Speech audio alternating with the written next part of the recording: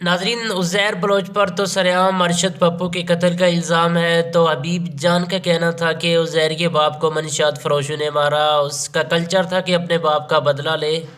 उसकी माँ ने कहा था कि तू मेरा बेटा नहीं जब तक बाप का बदला ना ले ले। कत्ल करने के पैसे मिलते हैं हर कत्ल पर, बिल्कुल वैसे जैसे आपको कत्ल लिखने के पैसे मिलते हैं। हम किसी और की वजह से पैसे कमाते हैं और आप हम जैसों की वजह से, बस इतना सा फ़र्क है। बुजुर्ग शहरी ने कहा कि फिर लियारी में थानेदार से लेकर डीएसपी और एसपी तक तैनाती तक उज़ैर बलोच की मर्जी और मंशा से होती थी। यहाँ तक कि लियारी से पीपल पार्टी के टिकट पर कौन इंतखाबात में सूबाई और कौमी असम्बली का रुकन बनेगा, ये फैसले भी उज़ैर बलोच की निगरानी में हुआ करते थे। वो सपाट लहजे में बगैर किसी झिझक और खौफ के मुझसे बात कर रहे थे। उसकी गोद में रखी हुई महंगी और जदीद तरीन बंदूक चमक रही थी, मगर आंखें बेनूर थी। अरशद पप्पू के हाथों उज़ैर के बाप के कत्ल के बाद रहमान ने उज़ैर को बिल्कुल वैसे ही अपनी सरपरस्ती में ले लिया जैसे कभी हाजी लालू ने खुद रहमान की सरपरस्ती की थी। उज़ैर बलोच ने अपने मफरूर साथियों ताज मोहम्मद उर्फ ताजू, हबीब जान बलोच और 25 से 30 दीगर नामालूम मारकीन के हमरा 13 अप्रैल 2012 को हुकूमत और पुलिस के खिलाफ हंगामा आरई के दौरान नफरत इनिंग्स नारे लगाए थे। मोहम्मद हनीफ के घर से पुलिस और रेंजर पर राकेट फायर किए थे।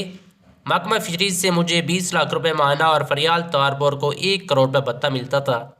फिशरीज के डायरेक्टर साइद बलोच और नसार मोरई को मेरे कहने पर तैनात किया गया। पुलिस मदद से लियारी वार के अरशद पप्पू, उसके भाई और उसके साथी को अगवा किया। इन तीनों के सर तन से जुदा करके फुटबॉल खेला और लाशों को जला दिया। नाजरीन, अब उज़ैर बलोच के जवाल का वक्त आ चुका है। जब हम उसके घर गए सिर्फ वीरानी थी और उदासी। मौत जितनी बेरहम उदासी। नज़र घुमा कर देखा तो इस बार कोई बंदूक थी ना गोली, मंशियात की बू थी ना बारूद की। सिर्फ 6 नकाब पोश ख़वातीन खाली तालाब को घूर रही थी। नाजरीन, कैमरे को देखकर उज़ैर बलोच की बेटी और फूफी आगे बढ़ी और रोने लगी। बेटी का कहना था कि मेरा वालिद शरीफ तरीन इंसान है, उसका जुर्म यह है कि वो गरीबों का हमदर्द है। हुकूमत अब उसे फंसा रही है। हमारी माली हालत निहायत खस्ता हो गई है। अब्बू का कोई दोस्त हमारी मदद नहीं कर रहा। ये वाक़या मुझे उज़ैर बलोच की JIT रिपोर्ट पढ़ते हुए याद आया तो सोच में पड़ गया कि 198 अफराद के कातिल की बेटी अब क्या महसूस कर रही होगी।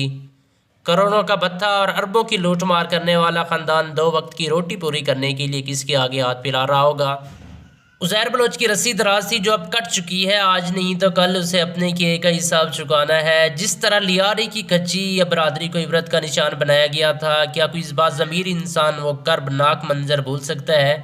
कच्ची बिरादरी के हर घर पर राकेट और ग्रैंड बारिश की तरह बरसाए गए थे। उज़ैर बलोच के गुंडे घरों में घुसकर आम लोगों को गोलियों से भूनना शुरू किया तो सारी कच्ची बिरादरी लियारी छोड़कर ठट्ठा चली गई थी। महल्ले के महल्ले वीरान हो गए। हर गली में हो का आलिम था, हर चौराहे पर रक्सा थी, मगर मजाल है हुकूमत कहीं नजर आई। 1 महीने तक लियारी में जंगी माहौल रहा, मगर पुलिस ने इन लोगों की ज़िंदगियां बचाने के लिए कोशिश तक ना की। इन्हीं दिनों में उज़ैर बलोरी से मुलाकात हुई। मैंने पूछा कि पीपल्स पार्टी के साबिक वज़ीर आला दाखिला ज़ुल्फ़िकार अली मिर्ज़ा आपको लाखों असले के लाइसेंस क्यों दिए। लियारी गैंग के वार के सरबराह ने बेसाख्ता जवाब दिया। मुहाजिरों और पठानों की लड़ाई के बाद इन्हें खदशा था कि अल्ताफ़ हुसैन लियारी में कत्लेआम करवाएगा।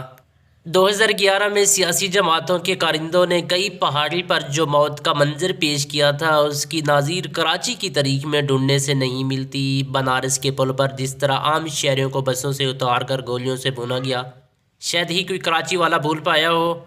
लसानी बुनियादों पर होने वाले सियासत ने पाकिस्तान के सबसे बड़े शहर को दोज़ख जितनी नापसंदीदा जगह बना दिया। कराची में इन दिनों इंसान को सिर्फ इंसानों से ख़तरा था, क्योंकि वहाँ मौत गर महंगी थी। नाज़रीन, उज़ैर बलोच के बारे में आप क्या कहना चाहते हैं? कमेंट के अंदर कीमती ख्यालात का इजहार ज़रूर कर दीजिएगा। Thanks for watching.